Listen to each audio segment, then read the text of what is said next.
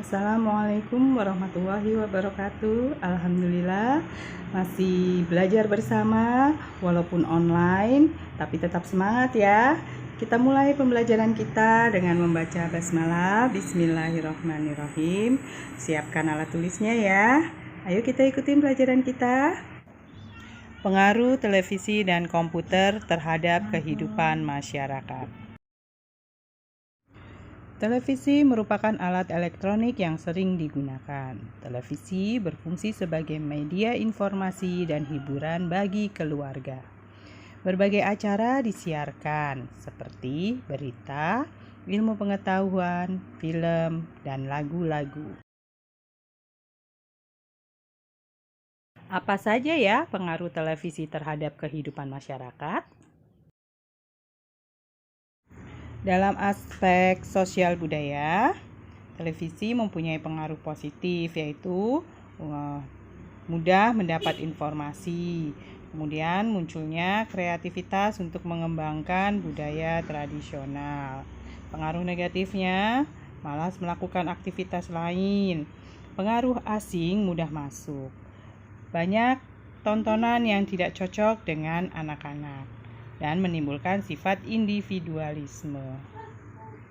Kemudian, dalam bidang ekonomi, pengaruh positifnya sebagai media mempromosikan suatu produk. Pengaruh negatifnya meningkatkan sifat konsumtif masyarakat.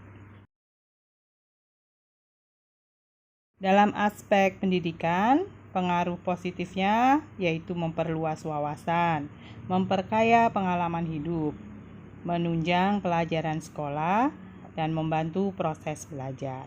Sedangkan pengaruh negatifnya menyita banyak waktu yang seharusnya untuk belajar, mengurangi kemampuan berpikir kritis, muncul efek negatif di kalangan pelajar.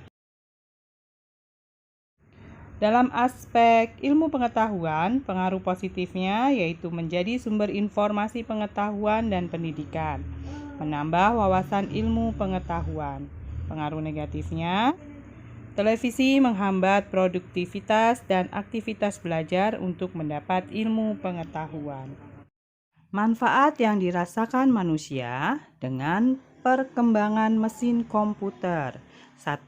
Manusia bisa berhitung dengan mudah.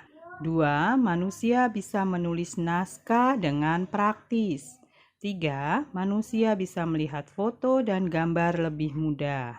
4. Manusia bisa menonton film dan video dalam komputer.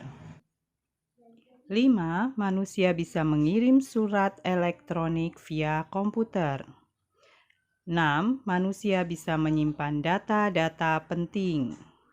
7. Manusia bisa berinternet dengan leluasa. 8. Manusia dapat mengolah gambar dan video.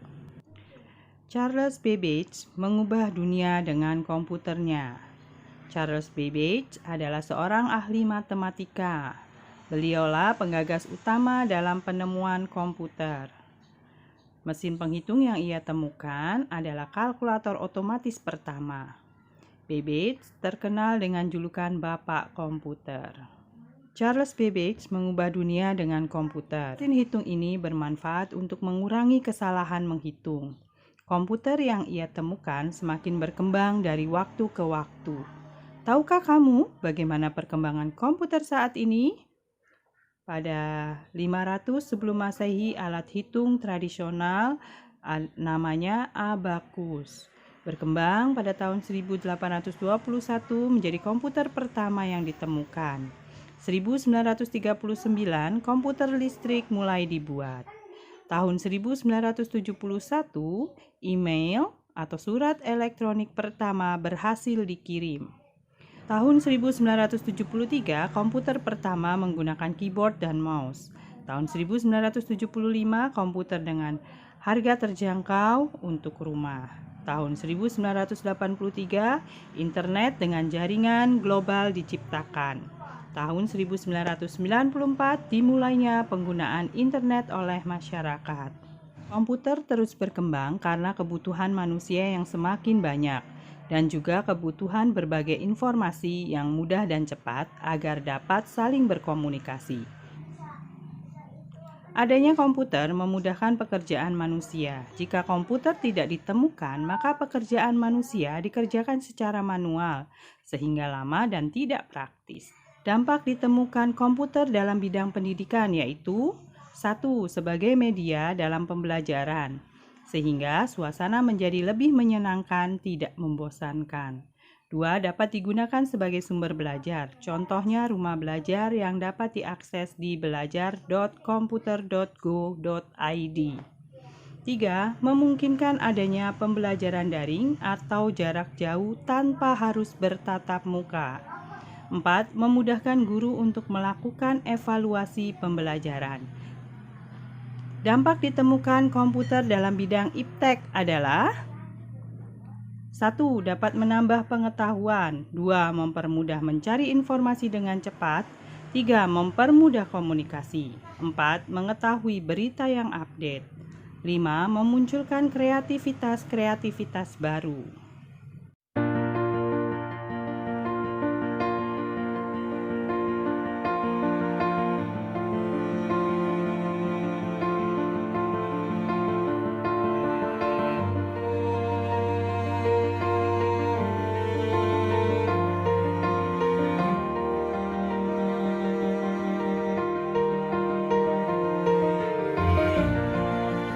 Demikian pembelajaran kita hari ini.